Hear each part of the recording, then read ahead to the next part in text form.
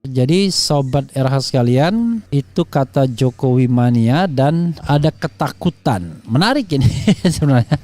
Padahal Jokowi pernah mengatakan dia tidak punya beban. Kok bisa ya bilang tidak punya beban, tapi kemudian yang dirasakan Jokowi mania atau Joman sepertinya dia khawatirkan sesuatu atau khawatir atau takut dengan sesuatu. Apa yang dia khawatirkan? Agak miris juga melihat presiden kok kemudian tiba-tiba khawatir, takut seperti ada beban untuk mengakhiri masa jabatannya sehingga perlu memastikan bahwa kalangan istana lah yang akan menang. Bahkan tidak itu saja, sebelum khawatir ini presiden sebenarnya tidak mau step down.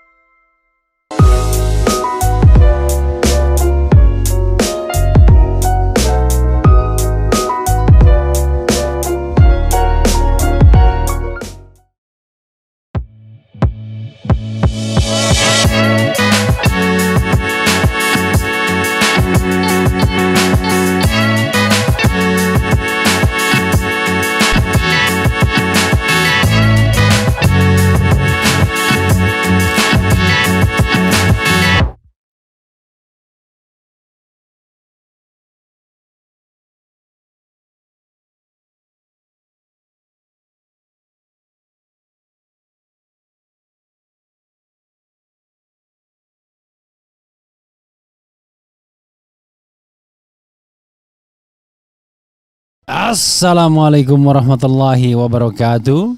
Sobat RH sekalian, jumpa lagi kita di channel yang keren ini. Keren cadas ya. Ini ada hal yang menarik ya. Kita lanjutkan bicara mengenai terkait soal Joman Jokowi mania yang menduga bahwa Presiden Jokowi sedang galau menjelang akhir masa jabatannya. Seperti yang disampaikan oleh seseorang ya. Mereka heran kok bisa Presiden Jokowi yang diurusi adalah hal-hal yang terkait dengan ini. Nanti coba Reski nanti di akhir tampilkan video ini ya. Video bagaimana seseorang mengeluh terhadap Presiden Jokowi yang sibuk menyiapkan putra mahkota atau berkampanye. Padahal di akhir masa jabatannya. Oke, ini Joman Jokowi mania ya. Salah satu simpul relawan yang saya protes, harusnya tidak ada lagi yang namanya relawan. Republik Merdeka, jelang berakhirnya masa jabatan menjadi presiden, Joko Widodo mulai melibatkan relawan. Hal itu dianggap sebagai adanya rasa ketakutan yang menghantui Presiden Jokowi. Padahal Jokowi dulu bilang bahwa dirinya adalah pemimpin yang tidak punya beban. Begitu yang disinggung oleh Ketua Umum Ketum Relawan Jokowi mania Joman Immanuel Ebenezer alias Nol di acara diskusi publik ngopi dari Sabang dari seberang istana dengan tajuk menelisik zona nyaman Jokowi yang diselenggarakan oleh lembaga survei kedai kopi di Amaris Hotel Juanda, Jalan Insinyur Haji Juanda nomor 3 Gambir, Jakarta Pusat Minggu ya sore. Nol mengatakan dulu dirinya bangga dengan apa yang disampaikan oleh Presiden Jokowi yang menyatakan bahwa Jokowi merupakan pemimpin yang tidak punya beban. Nah, kalau pemimpin tidak punya beban, dia tidak akan punya ketakutan apapun terhadap apa yang dia lakukan berkaitan dengan kebijakan, policy-nya. Artinya ketika kita melihat kemari-kemari, saya khawatir Presiden jangan-jangan punya ketakutan. Saya gak tahu ketakutannya di mana, ujar Nol. Nol mengaku dirinya memiliki rasa kebanggaan terhadap Presiden Jokowi yang pernah menyampaikan hal tersebut karena artinya Jokowi tidak takut dengan siapapun. Tapi belakangan ini saya melihat kayak ada ketakutan. Jadinya ditambah lagi relawan-relawannya yang begitu mengkhawatirkan untuk demokrasi, kata Nol.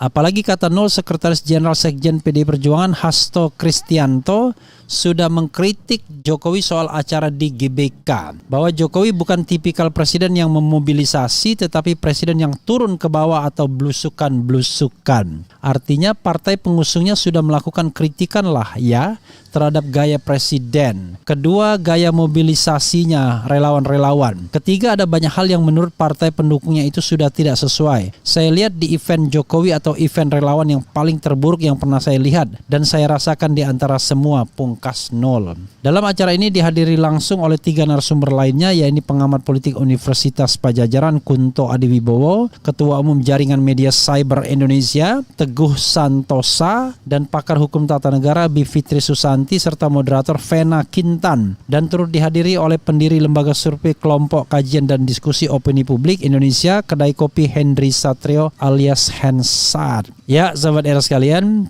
itu kata Joman ya, Jokowi mania. Jadi sobat RH sekalian, itu kata Jokowi mania dan ada ketakutan. Menarik ini sebenarnya.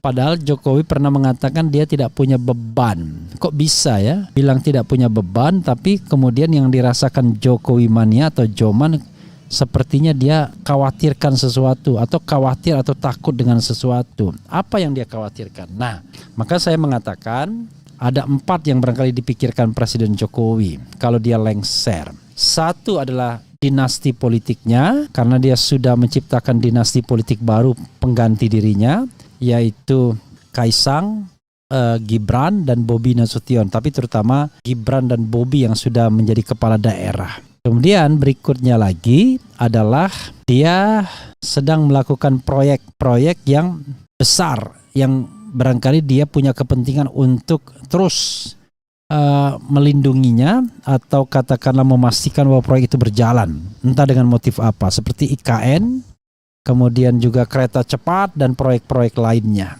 Berikutnya yang juga saya duga adalah soal potensi untuk KKN seperti yang dikatakan Rizal Ramli, yang mengatakan bisa saja kemudian menjadi presiden seperti di Korea Selatan. Ya, Rizal Ramli kemudian mengatakan soal perusahaan-perusahaan Kaisang misalnya. Nah, yang keempat terkait dengan potensi pembiaran pelanggaran HAM. Ya, jadi bisa by commission, ya, involve atau by omission pembiaran. Jadi paling tidak ya saya mendengar 4 hal itu yang mungkin dipikirkan Presiden Jokowi. Selain tentunya ya kenyamanan, kenikmatan, katakanlah apa ya, pada zona yang sudah tidak ingin meninggalkan jabatan. Mungkin itu juga ya. Dan ini memang agak berbeda dibandingkan dengan presiden-presiden sebelumnya. Kita lihat bagaimana keluhan seorang warga ya di video nanti terakhir ya. Kita akan lihatkan ya. Oke. Jadi sobat era sekalian, agak miris juga melihat presiden kok kemudian tiba-tiba khawatir, takut, kemudian seperti ada beban untuk mengakhiri masa jabatannya sehingga perlu memastikan bahwa kalangan istana lah yang akan menang. Bahkan tidak itu saja, sebelum khawatir ini presiden sebenarnya tidak mau step down. Jadi ada menskenariokan 3 masa jabatan tanpa melanggar konstitusi. Kelihatannya tidak berhasil mendapatkan dukungan yang masif kecuali 1-2 dari Bahlil dan lain sebagainya. Yang kedua, mewacanakan penundaan atau perpanjangan masa jabatan atau penundaan pemilu, kelihatannya ditentang banyak orang juga. Yang ketiga, sampai mewacanakan menjadi wakil presidennya Prabowo Subianto, kelihatannya juga tidak akan diambil ya. Dan terakhir ada skenario dekret 5 Juli dekret presiden untuk kembali ke Undang-Undang Dasar 45 yang dinyatakan oleh Lanyala yang pastinya menarik bagi kekuasaan.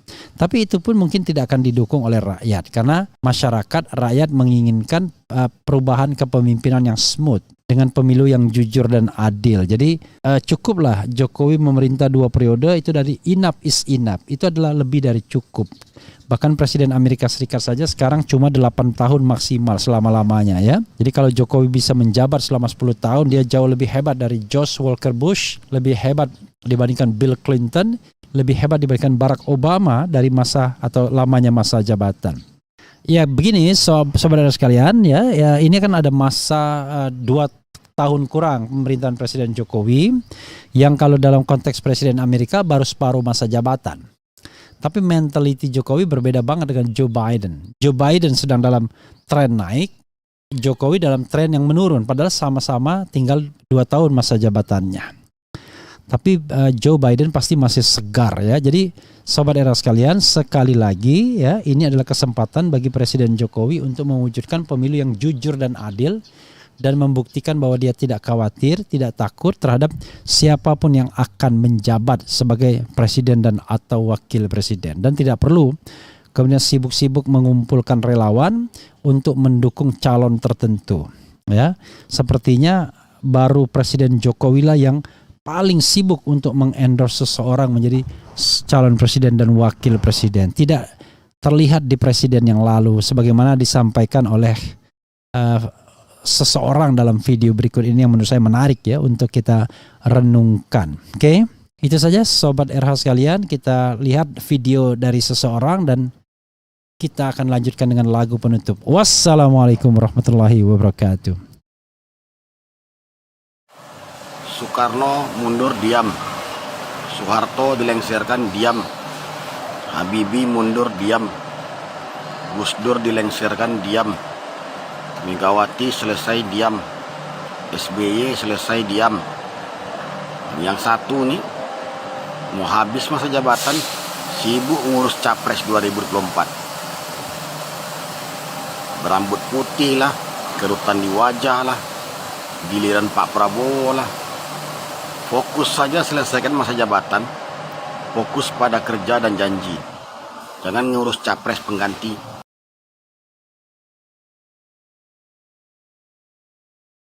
Assalamualaikum warahmatullahi wabarakatuh. Sobat RH sekalian, jumpa lagi kita di channel yang keren ini, Keren Cadas ya.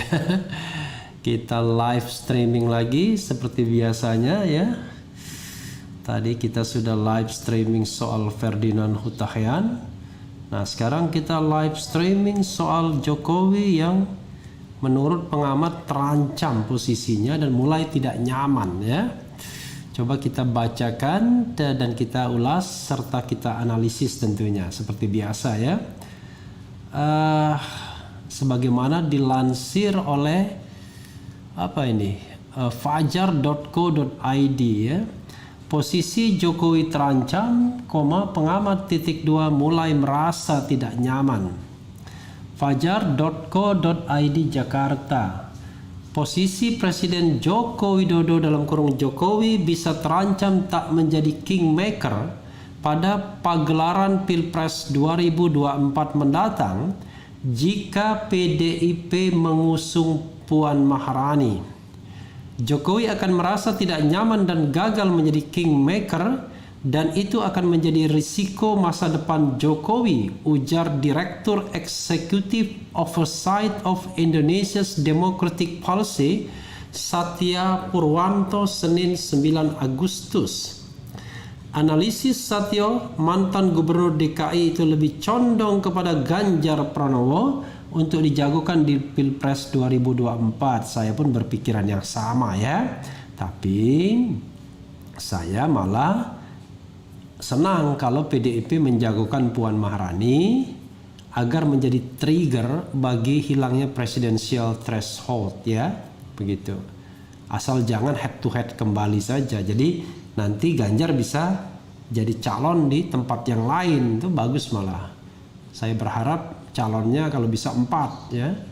Jadi kalau sesuai dengan elektabilitas dan kemewahan partai politik, yang bisa jadi calon itu Prabowo, Anies Baswedan, Ganjar Pranowo, dan Puan Maharani. Kenapa Puan? Ya kalau PDIP mau ya Puan bisa, karena dia sudah 128 kursi melebihi dari 115 kursi. Dengan 4 calon tersebut bagus sekali. Jadi misalkan ya, Anies berpasangan dengan AHY, didukung oleh Partai Demokrat, Partai katakanlah PKS, dan satunya anggap saja P3. Cukup kan kursinya. Lalu PDIP standing alone bisa sendiri. Golkar katakanlah dia menggandeng salah satu partai. Misalnya dia gandeng PKB atau Nasdem misalnya, ya kan? Lalu Prabowo menggandeng katakanlah PAN atau PKB, kan begitu. Jadi masing-masing bisa menjadi calon dan terjadilah 4 calon, kan menarik daripada 2 calon kan. Jadi tidak apa-apa juga Puan Maharani maju sendiri. Saya berharap bahkan tidak terjadi head to head lagi ya, tidak terjadi pengkerucutan yang membuat kita nanti terpecah lagi jadi cebong dan kampret. Kira-kira begitu ya. Kalau ada 3-4 calon, maka ya lebih ada istilahnya lebih ada polarisasi yang tidak bipolar ya. Kalau bipolar itu kalau enggak kamu saya begitu. Ini ada rambut Gibran jadi putih, kode damping Ganjar Pranowo. Sebagai apa ya? Sebagai wakil gubernur ya, nggak mungkin kan? Tapi sebagai capres ya Ganjar sendiri kan belum tentu dapat kursi ya di partai PDIP. Kita lanjutkan ya. Hal itu berbeda dengan sikap elit PDIP yang justru gencar memasarkan Puan yang kini menjabat sebagai Ketua DPR RI. Melalui Ganjar, Jokowi bisa mengenyampingkan terah Soekarno. Jika hal ini sukses, maka Jokowi akan mempunyai pengaruh meski statusnya sebagai petugas partai. Cara itu juga relatif akan bisa mewariskan legasi ke Ganjar Pranowo daripada ke Puan Maharani pungkasnya. Jadi sobat era sekalian, sebenarnya yang saya amati ya, Megawati sudah membaca gerak arah bahwa Ganjar Pranowo ini ya seperti anak macan jadinya. Dibesarkan tapi secara teoritis akan mengganggu terah Bung Karno. Kenapa begitu? Begini, kalau Bung Karno memimpin PNI dulu ibaratnya, dia hasil dari sebuah perjuangan. PDIP dan Megawati itu hasil sebuah perjuangan juga. Bahkan perjuangan yang sulit ketika berhadapan dengan otoritarianisme Orde Baru. Kalau Bung Karno itu melawan penjajahan Belanda. Nah, kalau ke Puan Maharani, dia tidak berjuang apa-apa. PDIP sudah menjadi partai pemenang pemilu 3 kali. Dan kemudian ya dia duduk di sana karena katakanlah ya anak pembesar. Kan berbeda dengan PDIP yang membangun, Megawati yang membangun PDIP atau Bung Karno yang membangun PNI misalnya. Sehingga akar Puan Maharani tidak akan besar dan kuat amat, termasuk juga karisma kepemimpinannya seandainya tidak ada Megawati. Jangan lupa usia Megawati sekarang kelahiran 47, sudah 74 tahun. Sudah cukup umur sebenarnya ya, walaupun kita lihat sehat walafiat tapi sudah sangat cukup umur. Sehingga mau tidak mau tokat kepemimpinan partai itu harus berganti. Nah, Mega pasti ingin menginginkan bergantinya ke Puan Maharani. Tapi kalau misalnya Ganjar sebagai presiden, ya dia tentu akan berbeda. Hubungannya tidak seperti Jokowi kepada Megawati, di mana Megawati adalah senior, dihormati.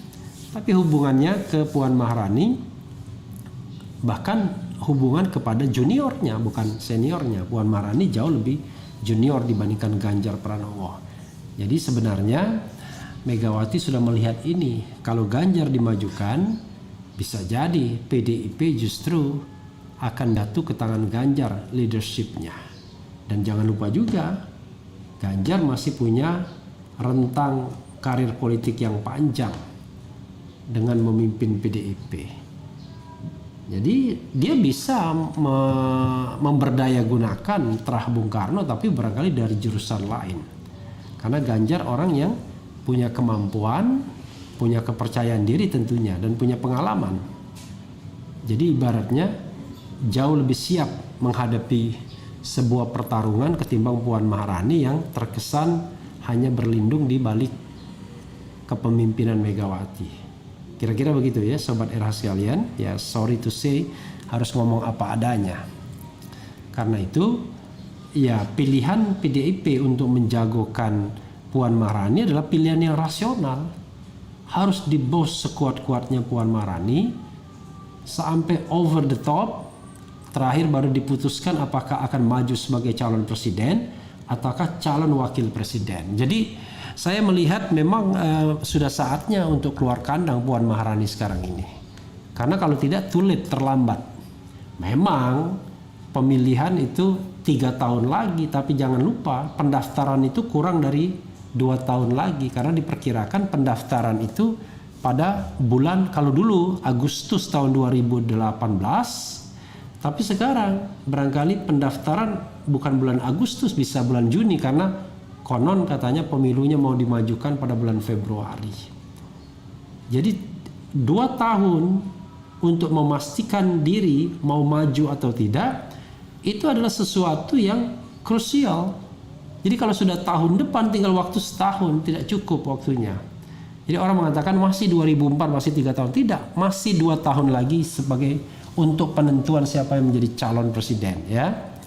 Jadi sobat era sekalian, karena itulah PDIP mengambil strategi untuk mulai mengkritik Presiden Jokowi. Karena dia tahu at the same time Jokowi haluannya tidak ke Puan Maharani, tetapi mungkin saja ke Ganjar Pranowo. Ganjar Pranowo dipasangkan kepada Erlangga Hartarto. Peluang tetap ada karena Ganjar termasuk moncer juga. Jadi sobat era sekalian, ini elite power game, ya. Tetapi ini menggembirakan ketimbang misalnya di awal-awal, waduh, kalau Cukong membeli semua partai istana, bisa jadi semua dibeli dan mereka bisa menentukan siapa presiden dan wakil presidennya. Nah, ini mudah-mudahan katakanlah konflik elit, perpecahan elit itu bisa men-trigger ke arah demokratisasi, termasuk juga dihilangkannya presidensial threshold. Kalau misalnya cuma PDIP yang bisa maju misalnya, dan yang lainnya kesulitan bermanuver, barangkali keinginan untuk menghilangkan presidensial threshold juga tinggi. Ya, contoh Prabowo misalnya tidak bisa mencalonkan diri, Ganjar tidak bisa mencalonkan diri misalnya, karena semua partai hendak diborong, maka di situ keinginan untuk menghilangkan presidensial threshold pasti tinggi. Jadi wajar sekarang, ya, hubungan antara Jokowi dan PDIP plus Megawati adalah hubungan yang sangat kompleks. Kenapa? Jokowi sebenarnya tetap membutuhkan PDIP sebagai backbone dia, sebagai tulang belakang dia. Karena tidak bisa mengandalkan para relawan. Apalagi saya merasakan bahwa relawan Jokowi sekarang 2019 pasti tidak semilitan relawan 2014 yang salam 2 jari dulu. Itu satu. Jadi relawan sekarang sudah relawan yang berhitung pastinya. Apalagi misalnya selama 2 periode nggak dapat apa-apa, berpikir juga kan. Begitu Jokowi presiden saja nggak dapat apa-apa, apalagi Jokowi tidak presiden, ya kan? Tapi bagi Jokowi karir politiknya jauh akan lebih baik untuk anak-anaknya kalau seandainya Ganjar yang maju. Ya mungkin Pratikno sebagai orang dekatnya Prabowo, orang dekatnya Jokowi juga barangkali lebih cenderung ke Ganjar. Karena di situ Jokowi bisa ngomong sama Ganjar.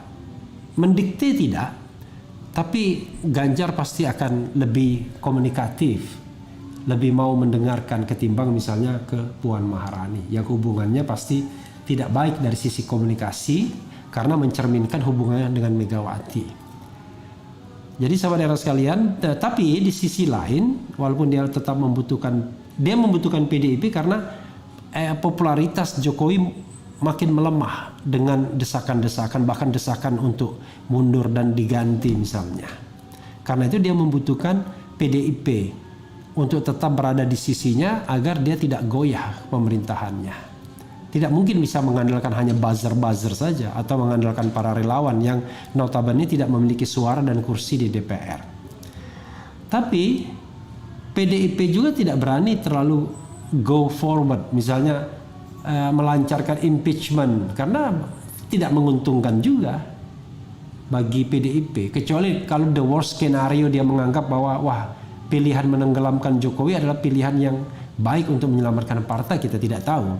Tapi sekarang bukan pilihan yang baik juga. Maka ya sepertinya saling intip, saling tunggu ya, maju selangkah, mundur selangkah untuk melihat konstelasi politik hingga akhirnya penentuan di 2023 siapa yang bakal dimajukan. Nah, kalau terjadi perbedaan pendapat, misalnya katakanlah Jokowi memunculkan Ganjar Pranowo berpasangan dengan Erlangga Hartarto dan mencari partai lain agar bisa maju, karena satu pun cukup asal jangan P3, lalu Prabowo maju sendiri atau dengan Puan Maharani dan Puan Maharani mau maju sendiri, dan ada di sisi lain Anies Baswedan misalnya, maka disitulah akan terjadi polarisasi yang menurut saya jauh lebih baik bagi demokratisasi, karena warna-warnanya lebih variatif dibandingkan kalau hanya dua saja, kekuatan yang bipolar. Kita ini bukan seperti Amerika Serikat di mana Republikan dan Demokrat itu walaupun terjadi bipolarisasi, tapi mereka adalah orang-orang yang jauh lebih educated dan masyarakat awamnya nggak ikut-ikutan terlalu sentimen, biasa-biasa saja. Yang merusak cuma Donald Trump, tapi mostly sebenarnya mereka punya peradaban demokratik yang jauh lebih baik, peradaban demokrasi yang jauh lebih baik ya. Bagaimana ujungnya ya nanti kita lihat saja, karena ini pasti menarik ya. Persaingan ini akan makin menarik, terus menarik, dan kita akan lihat. Coba kita bacakan Sobat Era sekalian ya, menjelang maghrib nanti kita berhenti ya sebentar lagi. Bagaimana komentar Sobat RH soal ini ya, coba. Bung RH, apa benar ketika presiden melanggar undang-undang bisa di-impeach? Sobat Era sekalian, tidak terlalu mudah menjelaskannya. Yang jelas impeachment itu ada masalah politiknya di DPR, ada masalah hukumnya di MK, lalu ada DPR lagi dan balik ke dan kemudian diakhiri di Majelis Permusyawaratan Rakyat. Jadi perpaduan motif politik dan kebenaran atau kepastian hukum. Jadi DPR itu bisa mengkonstruksikan apa saja untuk mengatakan presiden sudah tidak bisa lagi memimpin dan bisa di-impeach, tapi jangan lupa akan diproses di Mahkamah Konstitusi, dan Mahkamah Konstitusi bisa mengatakan iya atau tidak. Kalau Mahkamah Konstitusi mengatakan tidak, maka case close, tidak bisa lagi diproses. Kalau Mahkamah Konstitusi mengatakan iya, masih tergantung konstelasi DPR juga untuk meneruskannya ke MPR atau tidak. Jadi tidak segampang itu ya Sobat Era sekalian. Yang penting tetap di channel ini, karena di channel ini Anda akan dirayu, ditipu, dibaperin, dicecar, diober pula di jalur khusus. Karena channel ini adalah channel yang mengancam, memeras, dan membenci. Jangan lupa subscribe, like, comment, and share.